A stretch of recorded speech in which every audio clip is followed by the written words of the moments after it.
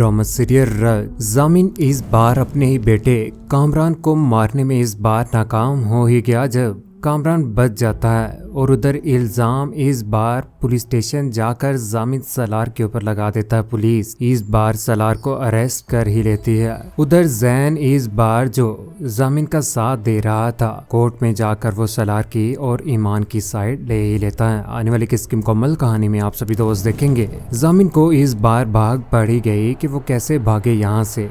File ढूंढने की कोशिश कर रहा होता है, कंपनी की फाइल, फैक्ट्री की फाइल इस बार वो ढूंढ रहा होता है। जब कामरान उसे वो फाइल नहीं देता तो भागा भागा सीढ़ियों से नीचे आता है और यहाँ पर आकर फाइल तलाश कर रहा होता है। उधर शैला भी बैठी होती है। शैला देख रही है कि यहाँ पर जामिन क्या कर रहा है, किसकी तलाश कर रहा है। जामिन इस बार शैला के साथ भी बुरा बिहेव करता है जिसकी वजह से शैला उसके साथ बिल्कुल भी खड़ी नहीं होती है। उधर सलार इस बार शैला के पास पहुंच जाता अपनी माँ के पास और वहां पर जाकर कहता है कि आपको खुदा ने मेरी माँ के दर्जे के ऊपर फाइज किया है। मेरी तरबियत करना तो आपका हक था ना, लेकिन आपने भी मेरे साथ बेहतर नहीं किया जो कुछ भी किया है। शुरू से ही जामिन पापा के साथ ही आपने साथ दिया लेकिन हमारा साथ ना दिया। दूसरी जानिब फोन कॉल के ऊपर इस बार जामिन बात कर रहा है, सिर्फ और सिर्फ यही कह रहा है कि इस बार उसके पास सब कुछ आ जाए और इन चीजों का वो मालिक हो जाए या यहाँ से ये सारी की सारी चीजें लेकर वो भाग जाए। फोन कॉल के ऊपर बात कर रहा होता है कि ऊपर से कामरान आ ही जाता है। इस बार अपने बाप के ऊपर चिल्लाई पड़ता कहता है कि मैं सबको बताऊंगा कि सलार को मारने के लिए और उसके इवेंट के ऊपर जो धमाका करवाया था वो आपने ही करवाया है। ये बात सुनने के बाद यहाँ पर जामिन अपने ही बेटे कामरान का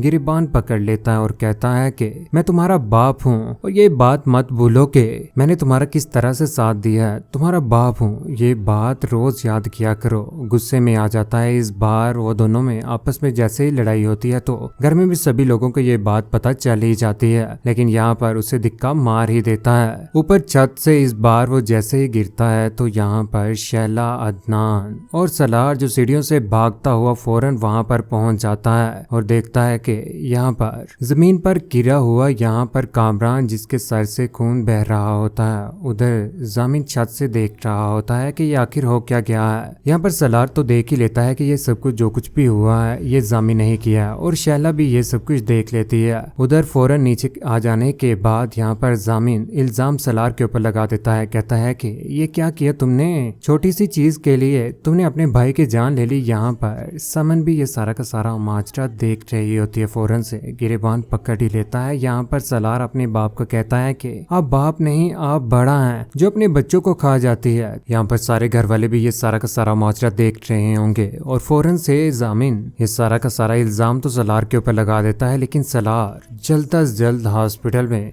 कामरान को लेकर पहुंच ही जाता है। हॉस्पिटल में जैसे ही पहुंचता है तो यहाँ पर ऑपरेट शुरू हो जाता है जहाँ पर काफी ज्यादा स्टिचेस लगते हैं। कामरान के बाहर खड़े शैला, सलार और ईमान इंतजार कर रहे हैं कि कब वो डॉक्टर बाहर आएगा और बाहर आकर कामरान के बारे में बताएगा कि वो बच चुका है कि नहीं। काफी ज्यादा खून बह चुका होता है, ब्लड की भी जरूरत पड़ ही जाती है। शैला यहाँ पर बहुत ज्यादा परेशान होती है कि यहाँ पर सलार को कह देती है, कहती है कि वो कल रात से बहुत खामोश है और उसकी खामोशी अक्सर किसी तूफान की ही अलामत होती है। ये बात सुनने के बाद यहाँ पर ईमान भी परेशान होकर रह जाती है। उधर हॉस्पिटल में जैसे ही यहाँ पर मौजूद होते हैं तो सलार फाइल पकड़कर बाहर आ रहा होता है अदनान के साथ के ऊपर से पुलिस भी पहुंच जाती है, लेकिन उससे पहले जामिन ने इस बार खेल ही रहा। एसएचओ साहिब को कहता है कि मेरे ही बेटे ने अपने ही भाई को मार दिया। यहाँ पर वो हॉस्पिटल में पड़ा हुआ है, इतना ज्यादा लालची हो गया था उसने ये सोचा हुआ था कि उसको हिस्सा न देना पड़ जाए। कारोबार में भी उसको अटैचमेंट दी हुई थी, लेकिन आपस में लड़ पड़े। छत से धिक्का मारकर मेरे बेटे कामरान के ऊपर बहुत ज्यादा जुल्म हुआ है। इससे पहले के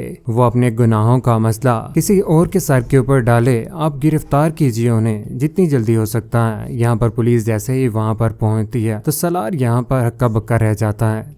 एसएचओ साहब कहते हैं कि सलार आपको मेरे साथ चलना होगा। सलार को यहाँ से लेकर चले जाते हैं, लेकिन पीछे जामिन ये सारा का सारा माजरा देख रहा होता है। आखिर उसी ने तो ये सब कुछ करवाया है। चाहता तो वो भी यही था कि सलार जल्द अज जल्द सलाखों के पीछे चले जाए और उसके ऊपर ये इल्जाम लग जाए, लेकिन ऐसा बिल्कुल भी नहीं होगा। इन्वेस्टिगेशन भी होगी और यहाँ पर जब कामरान बच जाएगा तो उसके बाद इस बार जामिन बुरा फंस जाएगा। उधर जैन को इस बार अपने पास बुला ही लेता है जामिन। कहता है कि मेरी बात सुनो, ये माजरा है, सारा का सारा केस तुम्हारे सामने है और जितनी जल्दी हो सके इस बार सलार को लंबी जेल इस बार दिखा ही दो। ये सब कुछ सुनने के बाद इस बार जैन जामिन की बातें तो सुन ही रहा है, यहाँ पर वो एप्लीकेशन भी दिखा ही देता है। उधर मौका वारदात यहाँ पर आकर जैन देख रहा होता है। जैन को समझ नहीं आ रही होती कि आखिर यहाँ से किस तरह से गिर गया। यहाँ पर तो जो कुछ भी हुआ ये किसी न किसी ने तो किया ही है, जिसकी वजह से ये हुआ है। वहाँ पर शीशा लगा हुआ है, यहाँ पर किसी ने अगर धक्का दिया होगा, किस तरह से गिरा होगा यहाँ से कामरान। लेकिन इस सबसे पहले यहाँ पर जामिन और सलार का यहाँ पर आमना सामना होता है। शेरू पीछे खड़ा और उधर से ईमान, शैला, समन और अदनान भी आ रहे होते हैं। यहाँ पर जामिन इन सबको एक साथ यहाँ पर आया देखकर हैरान तो रहता ही है कि ये सब एक हो चुके हुए हैं, ऐसा ना हो कि मेरे साथ गलत हो जाए। दूसरी जानिब ईमान जो इस बार जैन के साथ है गाड़ी में, उसी के साथ बैठ जाती है और कोर्ट में पहुंच जाती है और साथ में शेरू भी मौजूद होता है। शेरू के साथ यहाँ पर जैन, ईमान और शेरू एक साथ जैसे ही कोर्ट में पहुंचते हैं तो यहाँ पर जामिन की तो इस बार हार हो ही जाएगी। जामिन की हकीकत जब सभी लोगों के सामने आएगी तो उसके बाद जामिन फंस जाएगा। कोर्ट में भी सब कुछ पता चल जाएगा और जब अपना वकील ही अपने मुद्दईयत के खिलाफ जाएगा तो वहाँ पर क्या किया जाएगा।